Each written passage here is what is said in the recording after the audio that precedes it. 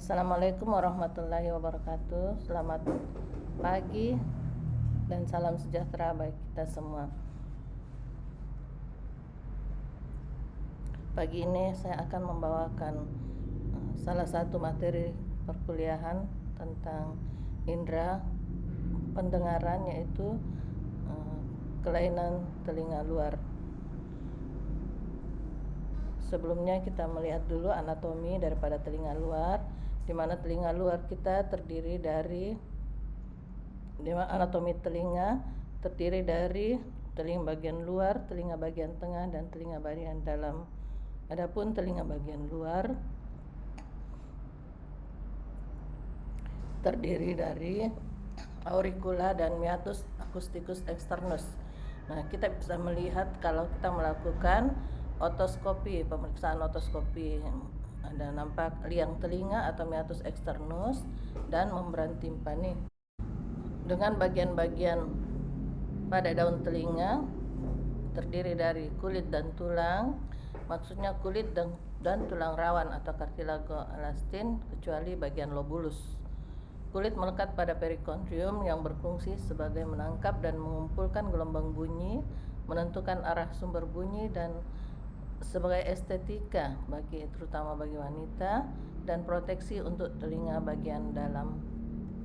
Untuk telinga bagian luar atau auricula ini mempunyai otot-otot, baik otot intrinsik maupun otot ekstrinsik, yang terdiri dari musculus antitragus, musculus tragus, kemudian helix mayor dan helix minor. Kemudian otot ekstrinsik terdiri dari auricularis anterior, posterior, auricularis superior, musculus obliquus auricularis, dan transversus auricularis. Persarafan telinga luar dipersarafi oleh nervus persarafan sensoris, itu auricularis mayor dan auricularis minor, dan cabang dari auricularis temporalis. Sedangkan bagian dalam mendapatkan cabang dari nervus 7 dan nervus 10. Nah, makanya kadang-kadang kalau kita melakukan manipulasi pada liang telinga, itu akan terdapat refleks batuk. Nah, itu adalah rangsangan dari cabang nervus 10. Vaskularisasi merupakan cabang dari arteri carotis externa, yaitu arteri auricularis posterior, arteri temporalis superficialis, arteri occipitalis, dengan vena juga vena auricularis posterior dan vena temporalis superficialis serta vena occipitalis. Anatomi telinga luar atau meatus acousticus externus, di mana bentuknya seperti huruf S yang panjang kurang lebih 2,5 sampai 3 cm, terbagi atas dua bagian. Sepertiga luar terdiri dari tulang lawan elastis yang mengandung adnexa, kulit yang lengkap, sedangkan 2/3 dalam merupakan tulang yang hanya dilapisi oleh kulit, maksudnya epitel, dan terdapat sedikit kelenjar cerumen. Kelenjar keringat terdapat pada seluruh kulit liang keringat telinga. Fungsinya melanjutkan gelombang bunyi dan mendapat persarafan dari persarafan sensoris nervus auriculotemporalis, cabang dari nervus 5, dan cabang auricularis nervus 10 dan nervus 7. Selanjutnya membran timpani. Membran timpani memisahkan antara meatus externus dengan telinga tengah, yaitu batas yang berbentuk bulat dengan diameter kurang lebih 1 cm, terdiri dari 3 lapisan dari luar ke dalam: lapisan kutikuler atau epitel, lapisan fibrosa, dan lapisan mukosa bagian dalam, yang terdiri dari pars flaccida bagian atas dan pars tensa bagian bawah. Pars flaccida terdiri dari 3 lapis dan pars tensanya 2 lapis. Terdapat refleks cahaya atau pantulan cahaya oleh karena membran timpani berbentuk kerucut, jadi tidak mendatar. Jadi makanya kalau diberikan sumber cahaya dia akan terpantul bentuk segitiga. itu kira-kira pada pukul 7 pada membran timpani kiri dan membran timpani kanan.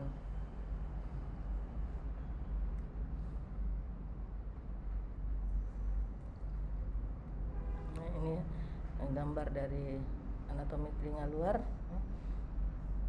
Kita lihat ada penonjolan di sini dari nervus dari ossicula, malleus. Ini titik umbo dan ini pantulan cahayanya.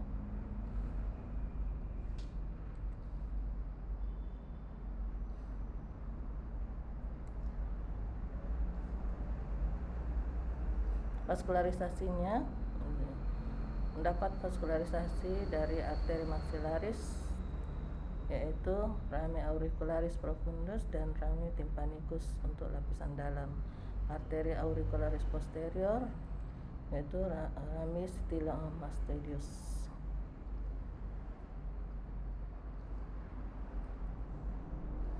Inervasinya dari nervus auricularis temporalis, rami auricularis dan nervus vagus.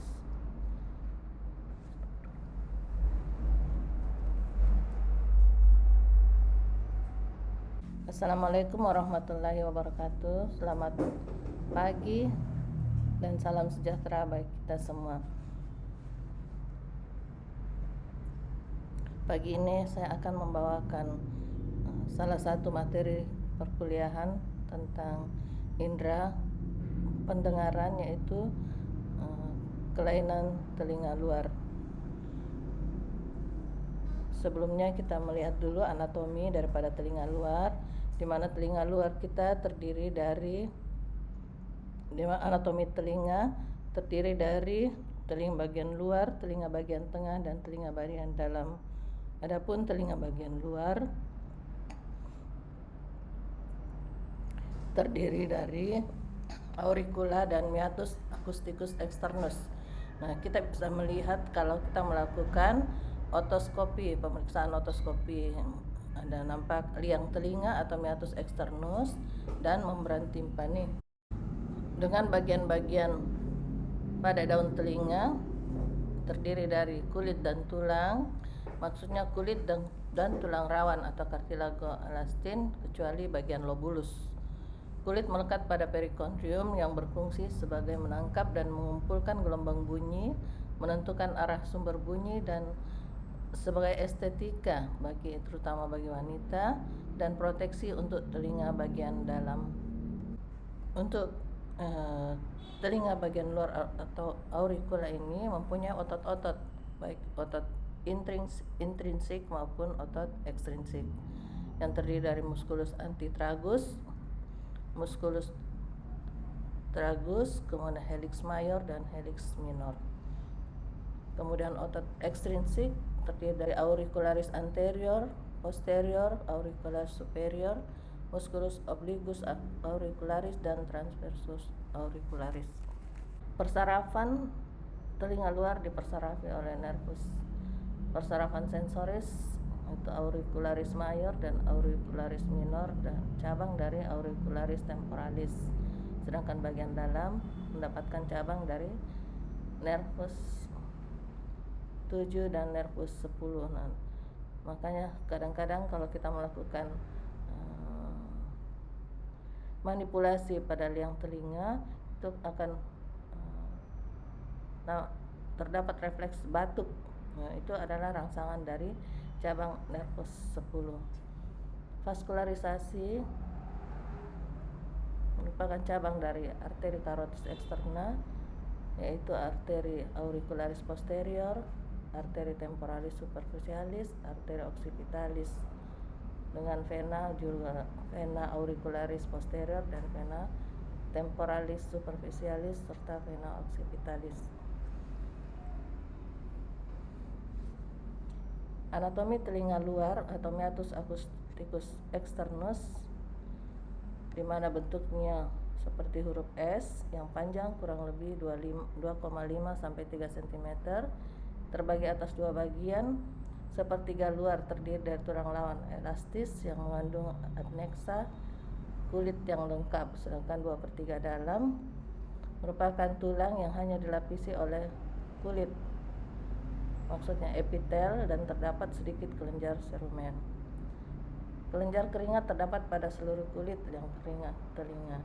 Fungsinya melanjutkan gelombang bunyi dan mendapat persarafan dari persarafan sensoris nervus auriculotemporalis, cabang dari nervus 5, dan cabang auricularis nervus 10 dan nervus 7. Selanjutnya, membran timpani. Membran timpani memisahkan antara meatus externus dengan telinga tengah, yaitu batas yang berbentuk bulat dengan diameter kurang lebih 1 cm, terdiri dari 3 lapisan, dari luar ke dalam, lapisan kutikuler atau epitel, lapisan fibrosa, dan lapisan mukosa bagian dalam, yang terdiri dari pars flaccida bagian atas dan pars tensa bagian bawah. Pars flaccida terdiri dari 3 lapis dan pars tensanya 2 lapis. Terdapat refleks cahaya atau pantulan cahaya oleh karena membran timpani berbentuk kerucut, jadi tidak mendatar. Jadi makanya kalau diberikan sumber cahaya dia akan terpantul bentuk segitiga. Itu kira-kira pada pukul 7 pada membran timpani kiri dan membran timpani kanan.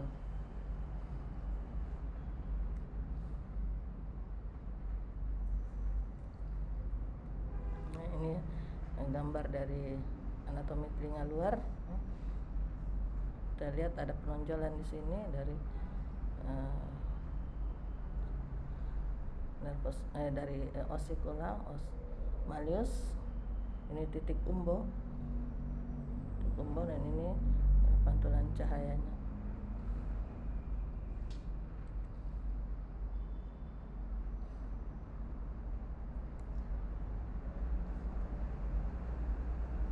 Vaskularisasinya, mendapat vaskularisasi dari arteri maxillaris, yaitu rami auricularis profundus dan rami tympanicus untuk lapisan dalam.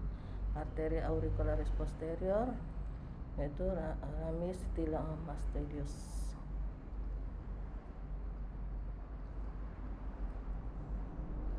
Inervasinya dari nervus auricularis temporalis, rami auricularis, dan nervus vagus.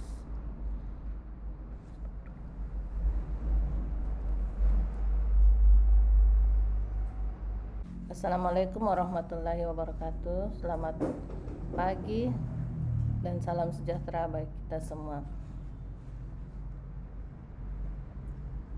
Pagi ini saya akan membawakan salah satu materi perkuliahan tentang indera pendengaran, yaitu kelainan telinga luar.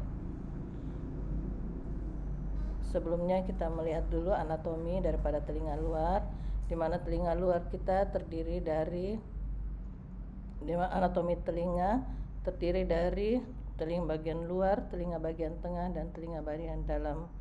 Adapun telinga bagian luar terdiri dari auricula dan meatus acousticus externus. Nah, kita bisa melihat kalau kita melakukan otoskopi, pemeriksaan otoskopi, ada nampak liang telinga atau meatus externus dan membran timpani. Dengan bagian-bagian pada daun telinga terdiri dari kulit dan tulang, maksudnya kulit dan tulang rawan atau cartilago elastin, kecuali bagian lobulus. Kulit melekat pada perikondrium yang berfungsi sebagai menangkap dan mengumpulkan gelombang bunyi, menentukan arah sumber bunyi, dan sebagai estetika terutama bagi wanita, dan proteksi untuk telinga bagian dalam.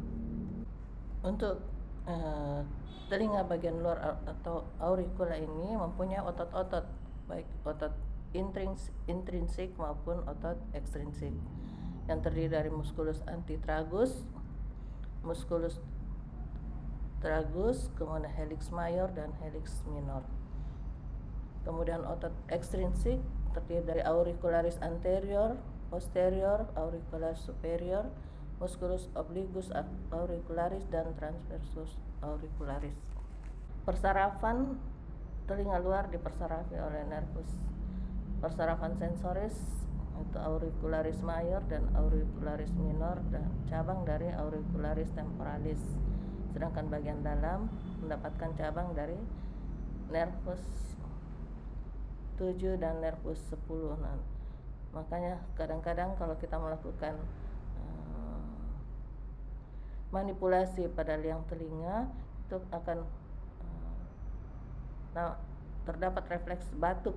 Nah, itu adalah rangsangan dari cabang nervus 10. Vaskularisasi merupakan cabang dari arteri carotis externa, yaitu arteri auricularis posterior, arteri temporalis superficialis, arteri occipitalis, dengan vena juga vena auricularis posterior dan vena temporalis superficialis serta vena occipitalis.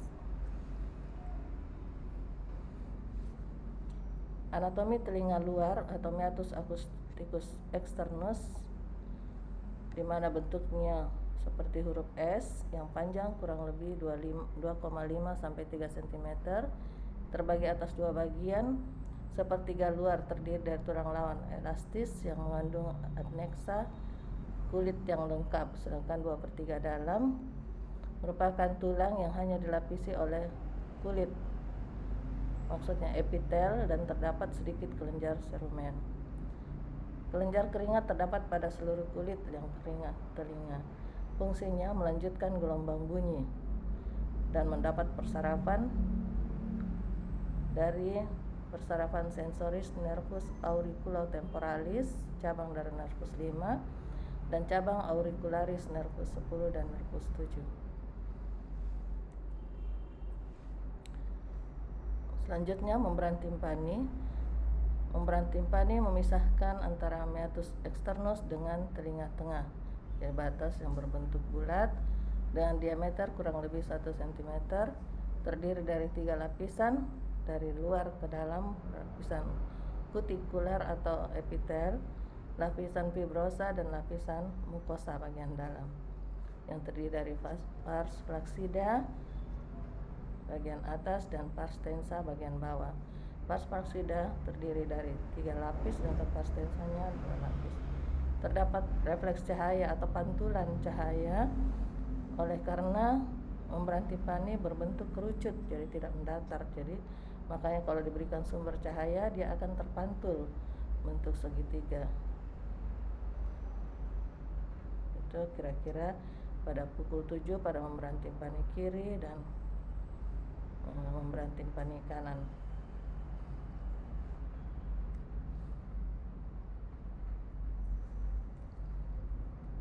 Nah, ini gambar dari anatomi telinga luar. Kita lihat ada penonjolan di sini dari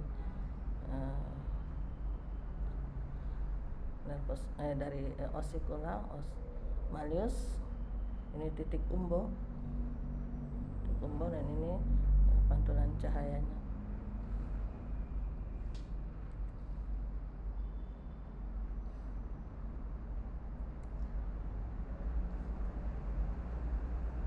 Vaskularisasinya mendapat vaskularisasi dari arteri maxillaris, yaitu rami auricularis profundus dan rami tympanicus untuk lapisan dalam.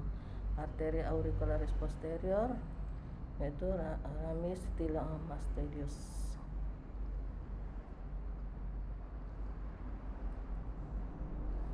Inervasinya dari nervus auricularis temporalis, rami auricularis, dan nervus vagus.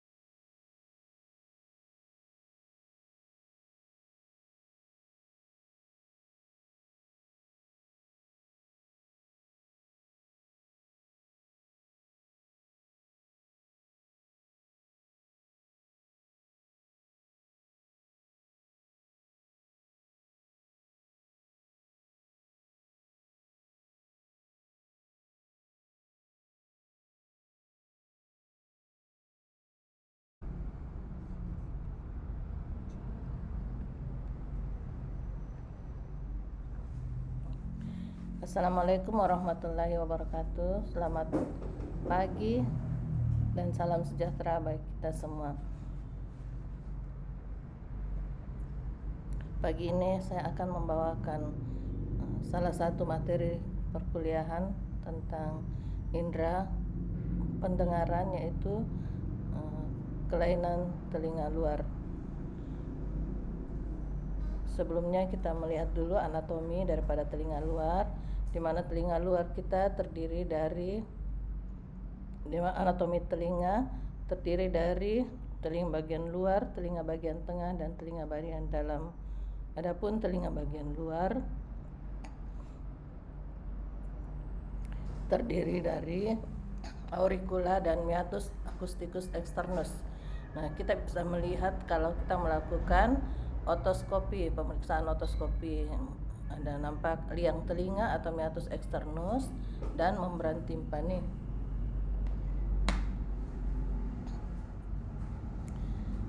Dengan bagian-bagian pada daun telinga terdiri dari kulit dan tulang, maksudnya kulit dan tulang rawan atau cartilago elastin kecuali bagian lobulus. Kulit melekat pada perikondrium yang berfungsi sebagai menangkap dan mengumpulkan gelombang bunyi, menentukan arah sumber bunyi, dan sebagai estetika terutama bagi wanita, dan proteksi untuk telinga bagian dalam.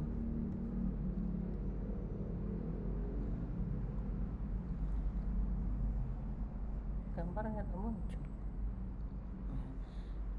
Untuk telinga bagian luar atau auricula ini mempunyai otot-otot, baik otot intrinsik maupun otot ekstrinsik, yang terdiri dari musculus antitragus, musculus tragus, kemudian helix mayor dan helix minor. Kemudian otot ekstrinsik terdiri dari auricularis,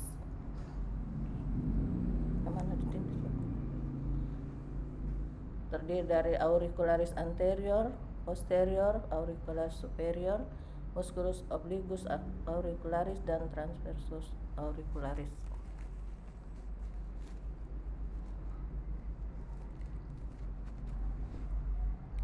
Persarafan telinga luar dipersarafi oleh nervus persarafan sensoris, itu auricularis mayor dan auricularis minor, dan cabang dari auricularis temporalis. Sedangkan bagian dalam mendapatkan cabang dari nervus 7 dan nervus 10. Nah, makanya kadang-kadang kalau kita melakukan manipulasi pada liang telinga, itu akan terdapat refleks batuk. Nah, itu adalah rangsangan dari cabang nervus 10. Vaskularisasi merupakan cabang dari arteri carotis externa, yaitu arteri auricularis posterior, arteri temporalis superficialis, arteri occipitalis, dengan vena juga vena auricularis posterior dan vena temporalis superficialis serta vena occipitalis. Anatomi telinga luar atau meatus acousticus externus, di mana bentuknya seperti huruf S yang panjang kurang lebih 2,5 sampai 3 cm, terbagi atas dua bagian. Sepertiga luar terdiri dari tulang lawan elastis yang mengandung adnexa, kulit yang lengkap, sedangkan 2/3 dalam merupakan tulang yang hanya dilapisi oleh kulit, maksudnya epitel, dan terdapat sedikit kelenjar serumen. Kelenjar keringat terdapat pada seluruh kulit yang keringat telinga. Fungsinya melanjutkan gelombang bunyi dan mendapat persarafan dari persarafan sensoris nervus auriculotemporalis, cabang dari nervus 5, dan cabang auricularis nervus 10 dan nervus 7. Selanjutnya membran timpani. Membran timpani memisahkan antara meatus externus dengan telinga tengah, yaitu batas yang berbentuk bulat dengan diameter kurang lebih 1 cm, terdiri dari 3 lapisan, dari luar ke dalam lapisan kutikular atau epitel, lapisan fibrosa dan lapisan mukosa bagian dalam yang terdiri dari pars flaccida bagian atas dan pars tensa bagian bawah. Pars flaccida terdiri dari 3 lapis dan pars tensanya 2 lapis. Terdapat refleks cahaya atau pantulan cahaya oleh karena membran Tiffany berbentuk kerucut, jadi tidak mendatar. Jadi makanya kalau diberikan sumber cahaya dia akan terpantul bentuk segitiga. Itu kira-kira pada pukul 7 pada membran Tiffany kiri dan membran Tiffany kanan.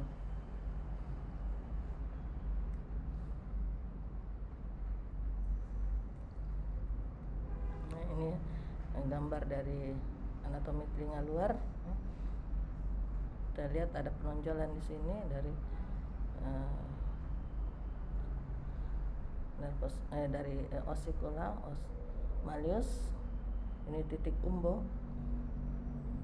dan ini pantulan cahayanya.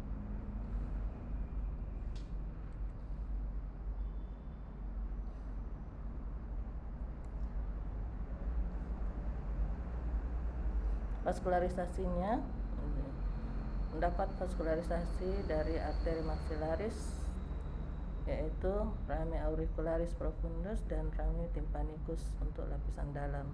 Arteri auricularis posterior yaitu rami stylomastoideus.